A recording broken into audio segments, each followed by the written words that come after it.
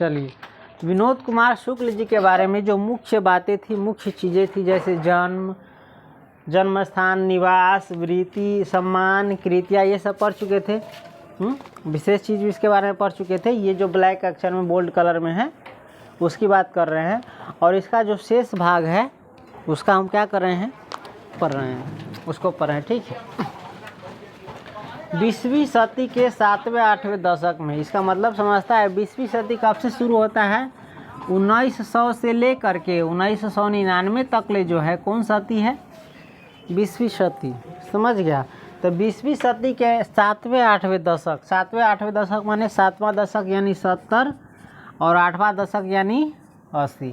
तो यानी 1970 से लेकर 1980 के आसपास की बात कर रहा है। समझ गया।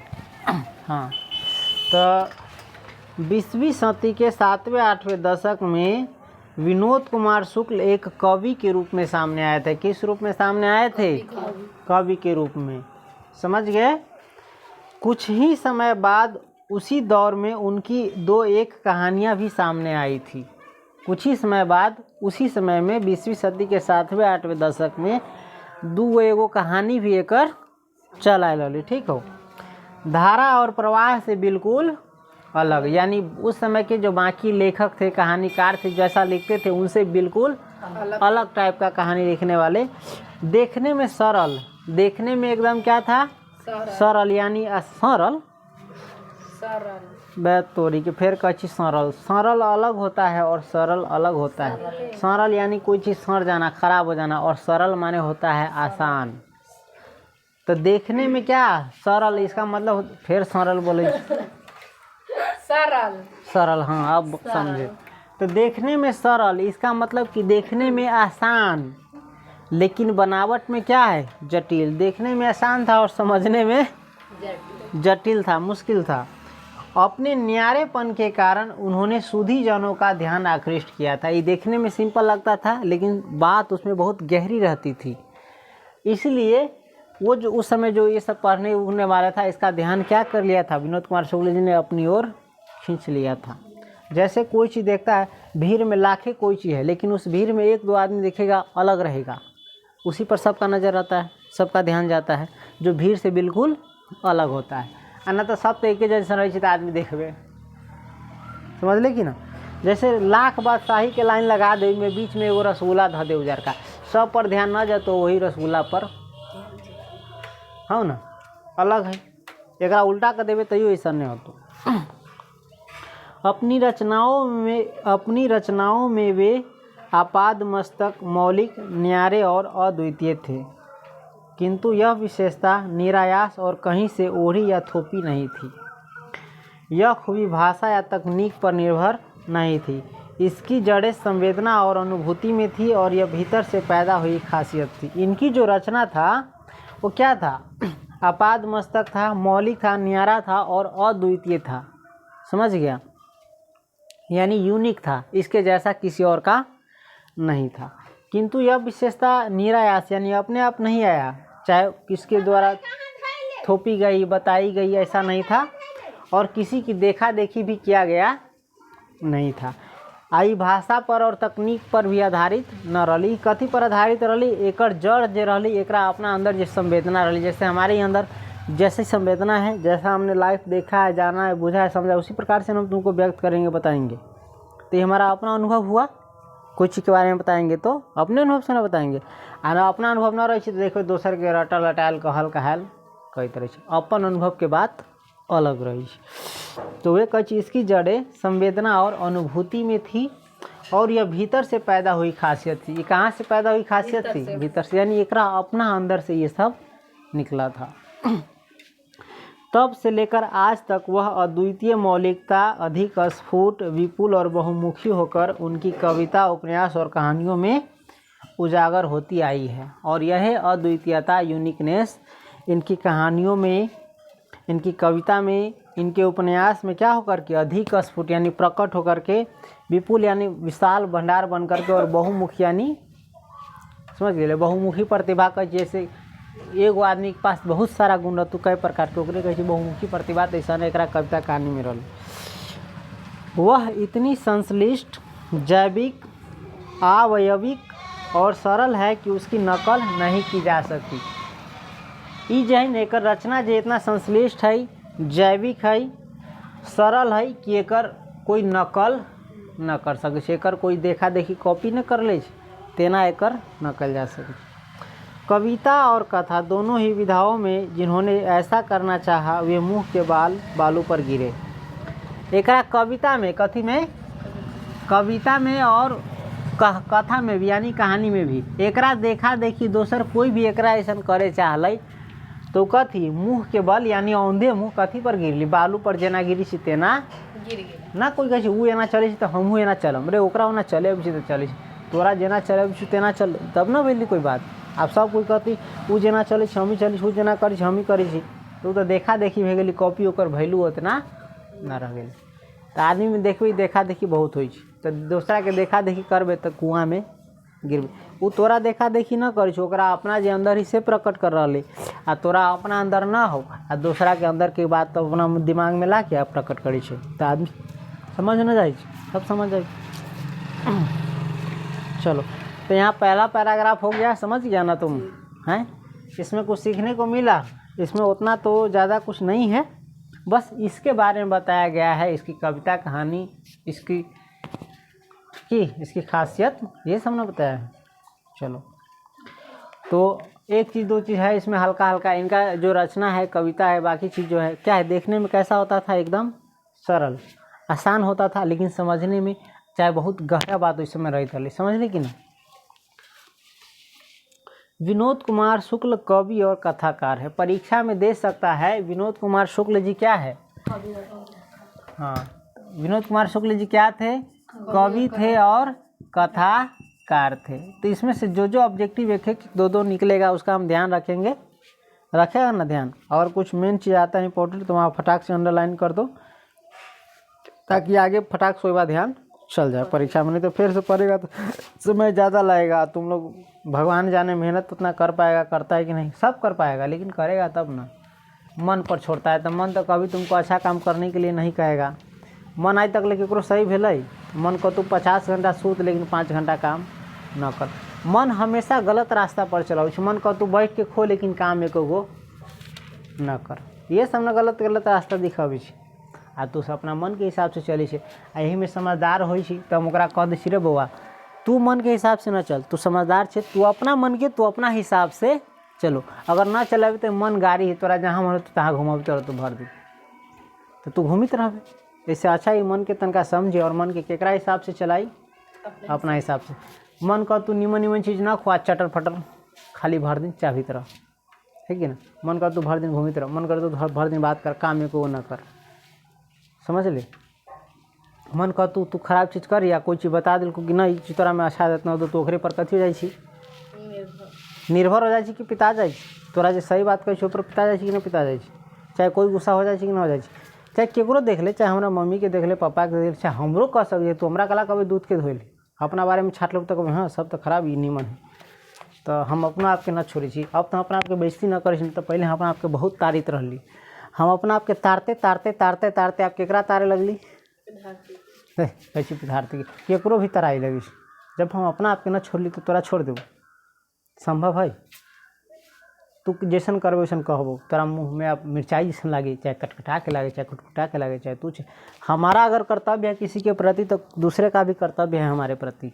ई ना कि केना कही छी भर दिन खेबे, अभी कही तो पूरा चौरी में 10 राउंड लगा देतो, लेकिन अपना हाथे को पानी न पी सके तेका बड़काओ हाई क्लास के आदमी। अब तो देते रहे जब तक पानी कथी, तो जब तक सेवा भी सब करीत रही उ एको काम अपना मन से न करतो। आ तू कैसे पुरानिया तो चाहे कुछ रे अगर नहीं रहता बेटा बेटी तो करता है कि नहीं करता, जाए पुरानिया से ज़्यादा भर दिन खटे ही कमाए छी। आ तेका पुराना लोथ लांगर जखन बैठल रहतो यही तो यही में साफ करीत रही तो करबो तो रहतो। हाँ, हम तुमको कहते हैं कि सेवा करो, मान के चल जो असक्षम है, निसहाय है, मान के चल जरा उठा बैठा न हो, रोगी है, बीमार है, वो अपने से लेके सही में ना खा सके, अपने से लेके कोई चीज़ ना कर सके सही में, ओकरा सेवा करी तो एगो बात है। जो खुद चलता फिरता है सब कुछ कर सके ओकरा तो करबी, तो तू तोरा उपयोग कर रहा बेकार में। आ कुछो करे लाई कहीं बात कही तो लंगठाई करतो, करता है कि नहीं करता है, देख ले इतना घर के पूरा घर के सत्यानाश करे वाला सब में ये सब है कि ना है। आँख कोनो खोलता हो, ये आँख कोनो खोलता हो है। हमरो जीवन के प्रति हमारा कर्तव्य है। कोई ये गिलास पानी पिए लागी सुतल तो वो आदमी के उठा देती, तो तोर अथी बहुत ज़्यादा मन चढ़ी भे गेल है। ओकरो लाइफ है अपना, तो कल सेहत पर असर पड़ते कि नहीं कर पड़ता। तो खैर हम इस पर ज़्यादा नहीं बोलना चाहते, नहीं तो लाइन से लाइन हमारा तो 1 लाख भंडार कहानी, तो एक एगो अलग सीरीज में रखम, कथी में रखम, बेसिक लाइफ नॉलेज के बारे में एक अलग प्लेलिस्ट में, ये समय बात ना करम। खैर बात यही समय हो जाए। चलो आ जाते हैं। खैर तो विनोद कुमार शुक्ल क्या थे? कवि और कथाकार थे। दोनों ही विधाओं में उनका अवदान अप्रतिम है। पिछले दशकों में ये लाइन पढ़ रहे हैं, देख रहे हैं रे, पेज नंबर कितना है? 215 है, देख लो, अगर कोई चाहेगा तो निकाल करके पढ़ना। पेज नंबर कितना है? 215, हिंदी की किताब है, इंटर के 12th का, ठीक है, दिगंत। तो विनोद कुमार शुक्ल कवि और कथाकार है। दोनों ही विधाओं में उनका अवदान अप्रतिम है। पिछले दशकों में उनके 3 उपन्यास प्रकाशित हुए, जिन्होंने हिंदी उपन्यास की दशा दिशा पर प्रभाव डाला। ये हल्का पिछले दशकों में दिया है, तो इस समय थोड़ा अजीब लगता है। अभी कब लिखा गया होगा? अगर 30 बरस पहले ही किताब लिखा गया होगा चैप्टर, तो 30 बरस पहले के 3 दशक दूसर चीज़ न हो जाती, अभी के 3 दशक दूसर चीज़ न होती।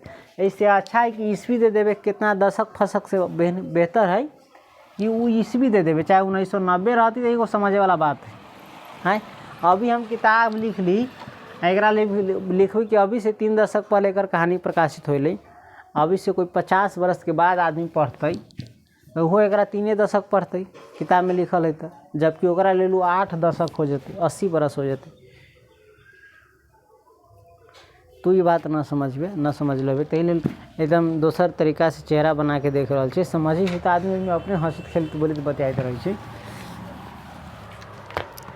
ठीक भाई। एकरा कला गुस्सा दिला दिली, कॉपी फाड़ के आई, कतेक निमन बतियात रही, बोली तो हंसी लगाते रही, कॉपी फाड़ दिली, कि नाराज हो गई। चलो नहीं कुछ करेगा ना मार तो चल।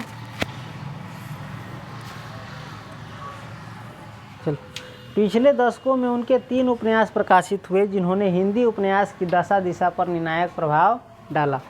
इन उपन्यासों ने हिंदी उपन्यास की जड़ता और सुस्ती तोड़ी तथा कथा भाषा और तकनीक को एक रचनात्मक स्फूर्ति दी। उनके कथा साहित्य ने बिना किसी तरह की वीर मुद्रा के सामान्य निम्न मध्य वर्ग के कुछ ऐसे पात्र दिए, जिनमें अद्भुत जीवन अनुराग, संबंध बोध और सौंदर्य चेतना है। एकरा कहानी में जही वीर मुद्रा न है, कौन सी, जैसे बड़का बड़का राजा महाराजा शासक, ये सब ना है। ये निम्न मध्य वर्ग, ये जो गरीबी में है, चाहे मिडिल क्लास फैमिली सब में है, उसी के अंदर एगो हीरो बना के प्रकट किया, जो अपने जीवन की संघर्ष में लड़ता रहता है जीवन भर।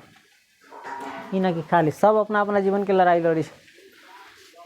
चलो, किंतु यह सदा अस्वाभाविक, यत्न साध्य और हीरोइक्स से परे इतने स्वाभाविक, निरायास और सामान्य रूप में कि जैसे वह परिवेश और वातावरण का अविच्छिन्न अंग हो। किंतु यह सदा क्या था? अस्वाभाविक था। कौन सी? अस्वाभाविक, यत्न साध्य और हीरोइक्स से परे ना, कोई चीज़ के हीरो बना के पेश करे चाहिए। जैसे फिल्म देखी छी, उसमें साला हीरो के कोई काम नहीं, खाली लड़किए के बचाता, ओकरा से प्यार हो जाता, ओकरा शादी होती, फिल्म खत्म हो जाती, कहानी खत्म। जीवन में बस इतने, बचाने के लिए बहुत कुछ है, लेकिन तुम हम ये सब ये देख के ये हीरो के छवि बना ले लीजिए। असली हीरो है जो समाज को बेहतर बना दे, देश को बेहतर बना दे, दुनिया को बेहतर बना दे, वो नहीं असली हीरो। दुनिया को कोई दे, समाज को कुछ दे, कि बस ओकरा काम नहीं। और देख के युवा पीढ़ी भी वैसा नहीं हो, भर दिन प्यार मोहब्बत वाला गाना गाते रह, वही टूट जातो तो उदासी वाला गाना गाते रहते, जुट जातो के बादो परेशान रहते। ओकरा जीवन में कुछ नहीं है। जैसा तुम फिल्म देखते हो, गाना देखते हो, सुनते हो, वैसा ही तुम्हारा दिमाग हो जाता है। इसका प्रभाव है, हम खुद ही इसमें जकड़े हुए थे। हमारा माइंड का नस उस समय बर्बाद हो गया था, दिमाग में कुछ रह नहीं गया था। जब इनसे हम हटे तो हमारा दिमाग थोड़ा शांत हुआ। ये आलतू फालतू कचरा से थोड़ा हम निकले, नहीं तो दिमाग में कुछ भरवे नहीं करेगा। तुम बिन हम जी नहीं सकते, काला रे है, हम तेरे बिन रह नहीं सकते, काला रे, तुम पर जान लुटा देंगे, काला रे, तुम ही पर जान लुटाने के लिए पैदा हुए हैं, कुछ और काम नहीं है हमारा अपने जीवन के प्रति। दुनिया को दिखा देंगे, दुनिया की ठाएँ ठाएँ ठाएँ, एक ठाएँ दुनिया मारेगा तो कहानी ख़त्म। तो ये सब अजीब आलर कि अंगना में सैया स्विमिंग पूल बनबई है, अब बनबित रहू। सैया के कमाइते कमाइते देह पर के कपड़ा फाट जाए अंगना में स्विमिंग पूल चाहे। आ वो देखा देखी गाना के असर इंटरनल चीज़ में चल जाए, वो चीज़ के फरमाइश करे लगे। सही में हमरा में ई चाहिए, हमरा में वो चाहिए। नॉर्मली जो बनावे से देखी कौन जरूरी कमल के फूल पर नाच करना, तो देवी साक्षात बन गए से बड़का काम करके आए। ओहो कमल के फूल पर धड़ाक से कभी कभी नीचे गिर जाए, ले फटाका छोड़ तो कुछो मतलब अजीब अजीब शौक सवारी। मतलब तुमको बताया जीवन में खाना पीना और रहन सहन कपड़ा लत्ता के अलावा कोई चीज़ ज़रूरी नहीं है। तीनों वो चीज़ ज़रूरी है, वही के बाद बाकी चीज़ क्या है, ख्वाहिश है। लेकिन नहीं मानेगी, नहीं ला देगी तो हम चीज़ कर भी नहीं कर। आप देखिए अगर हम करम कुछ होना चाहे सब कुछ, 12 बरस में तो 12 गो अक्षर न पढ़े छी कोई। ख्वाहिश देखी बाबू, एकरा पूरा करे वाला भी बैल मजबूर हो जाती तो जहाँ कोल्हू के बैल बनाए छे तो पीढ़िए के होते पेराइत रही, एमें पीसित रही, में तेल निकालित रही बस। हाँ लड़का सब पेड़ में दबात पड़े छे, कौन लड़का अपन दुख केकरा कहते।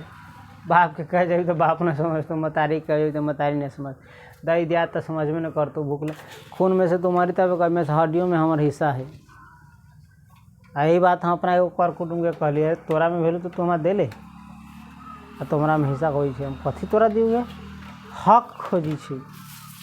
आ कह दी अपना से भक भका के मिर्चाई देखने लगतो, हक खोज छी गे वहाँ के हक खोजी तरह लवा ना नाम न कहू सनम तोरा कह दी हमरा से हक लागी झगड़ा कर ली, गाड़ी दी रही, हमरा खुशी से जो हो तू से न देबो। आँ तू कह हमर हक बनैया, हम कहली तोरा बेटा के शादी होली तो मैं तुम्हारा कथी दिले, 5 गो रुपया दिले, एगो सूट कपड़ा दिले है, तो ओहिमे हमर हक न बन जी, मुड़ी उठाना आशा ओहिमे हमर हक न बने। बेटी की शादी कल गई 10 लाख से ज़्यादा खर्चा कर होती, ओहिमे हमर हक न बने, आ हमरा में तोर हक बने। तू मतलब कुछो ना, हम मतलब हमरा में हक बने। तो हम तोरा तनिका मदद कैलू तो केकरो कुछो न कैली, आ तू तनका मदद कर दिले तो पूरा गाँव में ढंढोला पीट रहा है। तो तोरा स्टॉप करे के होती कि न करे होती। आई देखी तो कहाँ कहाँ जान न पहचान जरा चिन्हो परचो न कर ओकरा हमर तक नाम फौला दिले। हम कहली चला तोरा माइक न मिलल न तो तू अमेरिका तक ले आवाज़ जाए देती हमर। हम कह चुप, तरह तरह के बदुआ दिले, वही लागी तुम्हारा हाथ में राखी बने नहीं है, बात खत्म। हमारा बहुत अंदर ठेस पहुँचलक मन के। हम कहली अगर शादियों में कल रही तू जितना बात बोली से बराबर दिन हमार भाई एगो बोल देता न बोले दे, हाँ तू लंगठाई करे समझला के बाद न समझलू बात के। एकरा लागी बड़ा प्राण झूठू, एकरा लागी आ एगो हो तेकरा लागी प्राण छूटू। तो सब दिन से रखली, हम खेली, हम सेवा कैली, हम सब कुछ देखली हम, आ तोरा झूठो मुसो के प्राण छूटी तो 6 महीना रख, साल भर रख, तब न समझ तोरो हो वो न ले ले दहेज में। ये बात हमारा शादी में तेका अखिल सीख ली, हमर तो आधा दिमाग रहे, सब पूरा दिमाग हो गई। तो नॉलेज पहले तो पढ़ाई के नॉलेज रही, अब तनका सामाजिक नॉलेज भी हो गई। तो हम कहली ओ एना हो बाप रे लगे चला भूखले रही 15-20 बरस से खाइत पीत न रही एको टाइम सही से, तो वही समय तोर फर्ज न रहा खियाबे चाहे तू हक हमरा खोजी घर न रही लगे तो न फर्ज रहा कि वो बनावे छोट भाई धिया पुता आई तो हमारा में हक खोजी।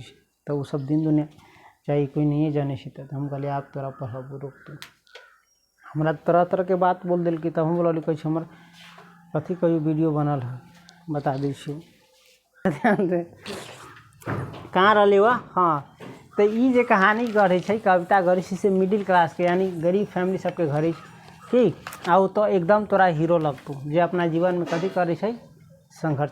असली हीरो वो न है जरा कोई काम धंधा नहीं, भर दिन हीरोइने के पीछे रहतू, ओकरा दुनिया में कहीं संकट नहीं, खाली ओकरा हीरोइने पर अबै संकट। आ खाली ओकरा गुंडे मिली है, वो अकेले 5 गो गुंडा के मार दे, आ रियली में 5 गुंडा के खूने थापर मार दे खत्म हो जाए। तो वो फिल्म जो भी तुमको परोस करके दिखाता है वो एकदम सब कथी झूठा कहानी है। असली हीरो के बारे में पढ़ना है तो जो अंग्रेज़ों को भगा दिया, अंग्रेज़ों से लड़ा, देश के लिए लड़ा, जैसे नेता सब नेता सुनो मतलब सुभाष चंद्र बोस, भगत सिंह कि सरदार पटेल, ये सब असली हीरो है। तो ये हीरो के तो जनबो न करत हबे, लेकिन तू जानी छे जे शिखर खाए के सिखावे छो, पराग खाए के सिखावे छो, बोलो जुमा केसरी, बोलो फलना फलना, हाँ भर दिन का कोई काम ना है बाबरी सब असली हीरो नहीं है वो।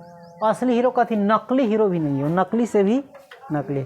आउ देख दे कि पूरा फैमिली सोसाइटी सब है कि नहीं अथी होल, उसका एक अलग योगदान है मानते हैं, लेकिन जो तुम समझता है वो नहीं है। खैर आ जाते हैं असली हीरो सही में ही तो हो सके तो और माता पिता हो गए तोरा लेते कुछ कल ओकरा पर तो ध्यान होने जाए कि एक गिलास पानियों का तिलावे लगते पिता जाए ओकरा पर। डायबिटीज कोई सुख नहीं गोरो कभी दवाई होते खट के उस बाप मत रिया देखो घर आयल तो बाकी आराम करे वाला सूत रहा है बेटा बेटी सब है। इहो ना कि तनका इंतजार करी से चलो खट के आ रहा था ना। तो ये देखो ये दुनिया कैसे उल्टा पुल्टा है। फिर आ जाते हैं अपने किसी और चीज़ में कहेंगे लाइफ के अथी वाला पर, लाइफ वाला सेशन में। चलो विनोद कुमार शुक्ल का आख्यान और बयान, कविता और कथा दोनों में मामूली बातचीत की मध्यम लय और लहजे में शुरू ही नहीं ख़त्म भी होता है। विनोद कुमार शुक्ल का आख्यान यानी कहानी में चाहे कविता चाहे जो बयान करते उसमें जो है ना कविता और कथा दोनों में, आख्यान मतलब कविता और कथा दोनों में बातचीत की, जैसे हम तुम आपस में बातचीत करते हो कोई तो बातचीत की मध्यम लय यानी धीमा स्वर, ये न कि कस कस के बोली सी बिना काम के बोलावे के। यही बात के आदमी के आवाज़ दै तो गाछी तक ले जाइ छी, जे दूसरा के सुनावे के रहलक तो 10वां के किताब में हो बिरजू के माई में कि अथी में खोखा खोखी वाला में 20 के दांत में है तो 9वां में है, वो 9वां में है। अलवा उस अलवा मांगे छी बेटा तो एक थापर मार दै छी अंगना में और आइले छी अलवा तो ना मिले छी थापर मिल जाइ छी। हाँ लाल पान की बेगम में है, बिरजू की माँ में ना है, वही पाठ के नाम है लाल पान की बेगम। चलो मामूली बातचीत की मध्यम लय और लहजे में शुरू ही नहीं खत्म, छोड़ना बात फिर बताया चल तो कविता कहानी एक विनोद कुमार शुक्ल के कौन लय में खत्म हो मध्यम बातचीत में हल्का हल्का और मध्यम लय के साथ ही अंत में खत्म भी हो। इधर देख रोजमर्रे के सामान्य व्यवहारित एकरा मालूम चले ना कि अपन कॉपी तब एक दुख होल ओना ना दुख होती, अगर पता चलती दोसर कॉपी है फेंके फाकल तो फेंक देते खुश होते एकदम फेंक दिला के बाद एक देखी तो हमरे कॉपी के पन्ना फाटल है तो उदास हो गई। मतलब देखिए अपना से सब चीज़ के अथी रही लगा और दूसरा से कोई मतलब ना कुछ हो तो सेम घटना में चल जैसे बाप मतारी के झगड़ा में देख ली बेटा मतारी है तो दूगो कोई बेटा लड़ी तरह तू केकरो धिया पुता दूगो तो गलती भले ही ओकरा अपना बेटा में हुई लेकिन वो गलती ना देखा तो ओकरा अपना बेटे में गलती ना देखा तो दूसरा के चूड़ी धके लूड़ी कभी मूड़ी धके कथी कर तो केस धके खचार दै छै।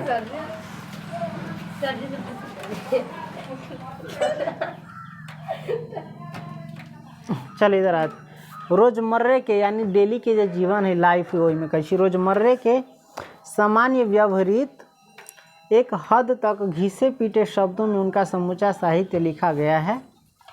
साक्षर या सामान्य शिक्षित किसी भी व्यक्ति को उनका साहित्य पढ़ते हुए कभी भी शब्दकोश देखने की जरूरत न पड़े, ऐसी भाषा है उनकी।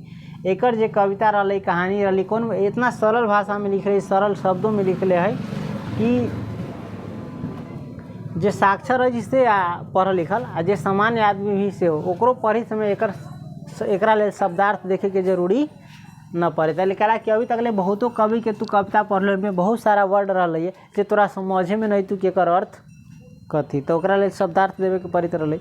लेकिन विनोद कुमार शुक्ल के जे कविता में तोरा शब्दार्थ देखे के जरूरी ना हो, नॉर्मल शब्द से तो वही कविता गढ़ दे। पर उन्हीं शब्दों में एक अपूर्व चमक और ताजगी चली आई है और वे अपनी संपूर्ण गरिमा में प्रतिष्ठित दिखाई पड़ते हैं। आज फिर एते का बोले कि गला पर लोट पड़ गलो हमने की नॉर्मल चीज़ है कै घंटा तू बोली चाहे तक लेके बोल ना गला तो ससराइए न तू गर्दन में तोरा तनका पढ़ाई हार्ड चीज़ ना आसान चीज़ समझ ली पर हार्ड चीज़ नहीं। यहाँ लोड ज़्यादा पड़ी है धिया पुता सियान बच्चा बुच्ची सब चीज़ तोरे देखे के हो बाप मतारी तनको ध्यान नहीं दै बच्चा पर एकर परिणाम बुरा निकले। विनोद कुमार शुक्ल खूब पढ़े जाते हुए किंतु सबसे कम विवेचित लेखक है। निश्चय ही यह भी उनकी अद्वितीयता और मौलिकता का एक और सबूत है। प्रकृति, पर्यावरण, समाज और समय से उनकी संपृक्ति किसी विचारधारा, दर्शन या प्रतिज्ञा के मोहताज नहीं। अपनी संपृक्ति पुराने महान कवियों, लेखकों से लिखी है, आज के समय में भारतीय साहित्य का अंग बन चुके हैं। दूसरा पैराग्राफ हो गया। चलिए, यहाँ उनके कविता संकलन वह आदमी नया गरम कोट पहनकर चला गया विचार की तरह से एक कविता प्यारे नन्हे बेटे को प्रस्तुत है। समझ गया? ये जो तुम पढ़ोगे चैप्टर प्यारे नन्हे बेटे को किनसे लिया गया है? वह आदमी नया गरम कोट पहनकर चला गया विचार की तरह से। समझ गया? परीक्षा में ही दे सकता है। कविता ऊपर कही गई बातों का साक्ष्य पेश करती है। कविता का नायक, जो भिलाई छत्तीसगढ़ का रहने वाला है, अपने नन्हे बेटे को कंधे पर उठाए अपनी नन्ही बिटिया से घर के भीतर जैसे कौतुकपूर्ण बातचीत करते हुए पूछता है कि बतलाओ आसपास कहाँ कहाँ लोहा है। ठीक। बिटिया कदम कदम पर और एक गृहस्थी से सर्वव्याप्त है। नहीं, पूछता है, दूसरी लाइन पकड़ ले। ठीक। लोहा कदम कदम पर और एक गृहस्थी में सर्वव्याप्त है। लोहा कहाँ कहाँ है? ये अपना बेटी से पूछी कि बताओ आसपास कहाँ कहाँ लोहा है घर में। तो जो लोहा है ना, कदम कदम पर, हर कदम पर, और एक गृहस्थी जीवन में, गृहस्थी जीवन यानी जई जीवन में बाप मतारी पति पत्नी सब रहे छो, एकरा कहै छै। तो गृहस्थी जीवन में लोहा सब जगह कथी, हर जगह है, हर जगह व्याप्त है। समझ ले? कविता के अंत में यह लोहा अनायास एक दुर्भेद्य प्रतीकार्थक ग्रहण कर लेता है। कविता के अंत में ये जो लोहा है अपने आप कथी करे छै, एक दुर्भेद्य, जिसको भेदा नहीं जा सके, वैसन प्रतीक ग्रहण कर ले छै। ठोस होकर भी वह हमारे जिंदगी और संबंधों में मिला हुआ और प्रवाहित है। और लोहा ठोस होकर के भी, कौन होकर के? ठोस जानी छी ना, द्रव शरीर में आ जा सके कहीं, लेकिन ठोस पदार्थ ना। तो लेकिन लोहा जो ठोस पदार्थ होते हुए भी, ठोस होकर के भी हमारी ज़िंदगी में और हमारे संबंधों में, अपन गया आदमी सब में क्या है, घुला मिला हुआ है और प्रवाहित है। यानी पूरे जीवन में लोहा प्रवाहित हो रहा है। जल प्रवाहित हो, लेकिन लोहा ना हो। लेकिन ये जो लोहा है यही में कविता में एक माध्यम से तोरा पता चलता कि पूरा अपनी के जीवन में, पूरा लाइफ में कथी, लोहा हर जगह व्याप्त है और अपना जीवन में घुलल मिलल है। लोहा यहाँ पर कौन चीज़ के प्रतीक बन जाए छै? अंत में मजबूती के प्रतीक। किस चीज़ का प्रतीक बनता है? मजबूती का। हर औरत लोहा है, हर दबिशताई औरत लोहा है, हर पुरुष लोहा है, हर मेहनत कश पुरुष लोहा है। मेहनत कश, ये आवारा गुंडा की तरह घूमे वाला ये मेहनत कश लोहा नहीं है। जो मेहनत करता है वो लोहा है, और यह हमारा आधार है। और लोहा ही हमारे जीवन का क्या है? आधार है। लोहा मजबूती के प्रतीक हो, मालूम है ना? मकान तकान चाहे कोई चीज पर टिकल है लोहा पर। लोहा के बिना ये कथी रहती, कमजोर रहती। लेकिन लोहा एकरा पूरा कथी कर ले, तान ले। छत जे तनायल है कथी से तनायल? लोहा से। तो लोहा क्या है? मजबूती का प्रतीक। शरीर में भी यदि आयरन के कमी हो जाता, आयरन माने लोहा ही हो, तो शरीर कथी हो जाता, ये हमरा है ना, हो बाबू हो बाबू। शरीर में लोहा के कमी हो जाए, आयरन के कमी हो जाए तो मजबूत हो जाए। मतलब मकान में लोहा के कमी हो जाए तो मजबूत हो जाए। हम तो घोष न करी छू। तो मतलब शरीर से यदि आयरन के कमी हो जाए तो लोहा के कमी हो जाता, तो शरीर कथी हो जाए। यही ले देखबे रगड़ का तो शरीर में आयरन के कमी हो गलो। आयरन के कमी मतलब लोहा के कमी हो गलो, तो टॉनिक देलक, दवाई देलक, खैलक पीलक, लेकिन वैसे ठीक हो। असली लोहा तुमको कब किससे प्राप्त होगा? मेहनत करेगा उनसे। अगर दवाई के बोतल में स्वास्थ्य मिलती है तो सब धनिक दवाई के बोतल पी के हेल्दी रहती है, मजबूत रहती। लेकिन एना हो, धनिक देखिए अक्सर कमजोर रहे, उठा बैठा न हो। तो कहला कि वो मेहनत न करे, मेहनत न करे, भिड़ा काम न करे, तो ऐसे शरीर कम, सब दिन हॉस्पिटल में दर्द हो बेगर काम होके। हाँ, तो वो कामे न करे, तो कारण शरीर कथी हो जाए कमजोर। आ गरीब आदमी के देखी तो बुढ़ारी तक ले पेट एकदम सेफ में रहते। जो कोदारी चलावे वाला के देखी तब 7 जना पेट निकल सके छो, कितनो खतो तो तोरा से ज़्यादा खतो। आ तैयो पेट न निकलते, एकदम सॉलिड शरीर रहे छे। आ तो इसे कमे खो तैयो पेट निकल जाते। लड़का के बात करी छो, समझ ले कि ना? क्यों? क्योंकि तू मेहनत करता नहीं है। मेहनत नहीं करता है तो जो पचाना चाहिए वो भोजन पचता है नहीं। जैसे जनरेटर में तेल डाल, अच्छा लहले हाइए ना, तो तेल रहती कि ना रहती जमा में, अब फिर धर भी, फिर बढ़ती कि ना बढ़ती, तो वही है। तो शरीर में आयरन की कमी हुई, पुड़िया से हुई थी, दवाई से हुई थी, तो सब आदमी ठीक हो जाती, लेकिन वैसे हो नहीं सकता है, कभी नहीं। ये शरीर तभी सही रहेगा जब तक तुम इससे कोई ना कोई काम करता रहेगा। जिस दिन बिछौना पकड़ा तो ऐसे में लोथ लांगर हो जाएगा सब काम करते हुए भी। जैसे कल ना चलो तनका दिन में कल कथी हो तो खराब हो जाए, जंग लगे तो लोहा चाबी देख ले, चाबी छोड़ दे 5 महीना 2 महीना 1 महीना तो कथी हो तो जंगिया जतो। ओकरा हाथ से डेली प्रयोग करे तो हमेशा कथी होते रहे, चमकित रहे। तो एक मतलब है कि यही चीज़ बराबर उपयोग में होता रहता है, काम में चलता रहता है, तो वो चीज़ क्या होता है, चमकता रहता है, अच्छा रहता है। बैठ के रहेगा तो निम्न, जब लोहा में जंग लग जाए तो आदमी कथी, कोई लोहा के छोड़ दे ना, कोई छूछा ना करते, कोई काम धाम ना करते, वैसे तो लोहा में कथी लग जाए। तो शरीर में भी वैसे अगर काम नहीं करेगा तो घून लग जाना कहीं। ये शरीर से काम करते रहो, शरीर ठीक रहेगा। जिस दिन इसको छोड़ेगा तो लोहा जब तक खत्म हो जाए तो शरीर कथी। ले शरीर से हमेशा क्या करते रहना चाहिए, मेहनत करता है। आई मेहनत न करे, जो मेहनत के काम रहे से सब छीनिए ले ले, मशीन छीन ले तो मशीन आई देखी तो मजबूत और मजबूत हो जाए आदमी कमजोर पर, क्योंकि शरीर से तो काम कर नहीं रहा है। तो जो काम करेगा वो ना मजबूत बनेगा, चाहे मशीन हो चाहे आदमी। खेत के काम से बहुत आदमी मजबूत रहते हैं बिना एक्सरसाइज के, बिना मेहनत के। आज खेत के काम कौन सी है, तुम्हारा धान मशीन काटता है, गेहूँ मशीन काटता है, जोतता मशीन है, काटता मशीन है, उपजाता मशीन है, सब कुछ मशीनें करे से तो बैठे बैठे खाई जाए कमजोर है कुछ किसान के पास देखी चरनी ना बचे वाला है। सही बात कही से, पहले सब काम अपने से करी दली तो बचित रहा किसान।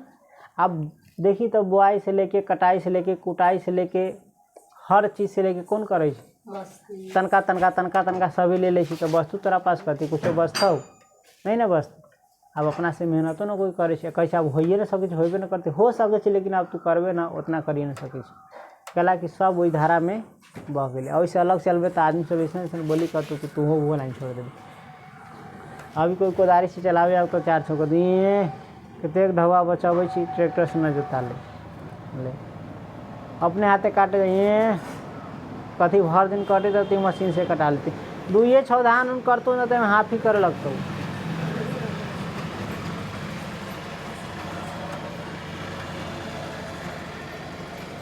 तो शरीर से काम लो ताकि शरीर क्या रहेगा, कौन सी रहेगा, मजबूत रहेगा। चलो तो काम धाम तो मजबूत कर, चलो आ जाते हैं।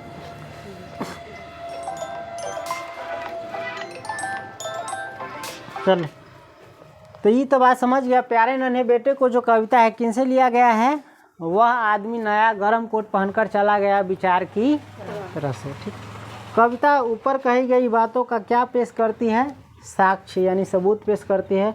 कविता का नायक जो भिलाई छत्तीसगढ़ का रहने वाला है, अपने नन्हे बेटे को, किसको, नन्हे बेटे यानी छोटका बेटा के, न गोदी में रखे वाला, कहाँ पर बैठे वाला छोकरा कहे, कंधे पर उठाए, कंधे पर बैठेले रहे, आ अपनी नन्ही बेटी यानी छोटी बेटी से कौतुकपूर्ण बातचीत करते हुए पूछता है कि बतलाओ आसपास कहाँ कहाँ लोहा है।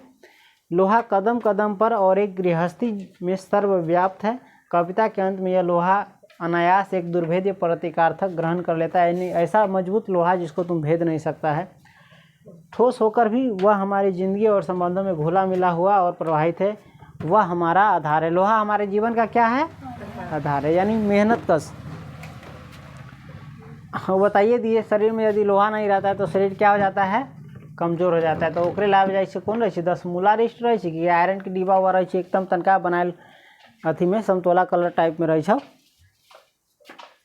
फिर ओकरा तो कला कुछ कहे, एक तो मन दुखी कर दिली किताब फाड़ के, अपन से अथी न छूटी छू। एक बार कहबो न कली चल धोखा से हो गई प्रीति, अपना भाई के कॉपी ला देव, लिख देव, चाहे भाई कहतू तो कहिए ना धोखा से हो गई। ऊपर फिर हाँ बाद में पानी पिए इधर देख। अब अंतिम तनका चीज बचल उसे देख लिए। विनोद कुमार शुक्ल कथी लिखले हो, दुनिया जगत क्या है, दुनिया जगत जगत कुएं का, जिस पर जाने कैसे चढ़ा एक नन्हा बच्चा। आवाज़ नहीं दी मैंने उसको, चौंक कर कुएं के अंदर गिर जाता तो जैसे कुएं के अंदर चाहे कुआं पर कोई बैठल है तो आवाज़ ना कोई दे कहला कि वो चौंक के चाहे डरा के कहीं गिर न जाए। तो वह कैसे चुपचाप धीरे धीरे चला, संभल कर उठाया मैंने उसको गोद में। जैसे कोई कुआं के अथी किनारा पर चाहे कहीं बैठल है तो एकदम चुपचाप आराम से चले छै और गोदी में उठा ले। आ कहीं देखियो तो तोरा अभी तक डराए तो फटाक से में गिर जाए।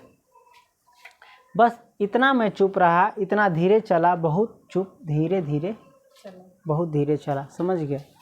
तो इसमें कहना बहुत कुछ आता है, तुम समझ सकता है अपने आप से। तो विनोद कुमार शुक्ल जी के बारे में जो शेष भाग था लेखक परिचय में वो ख़त्म हो गया, बता दिए।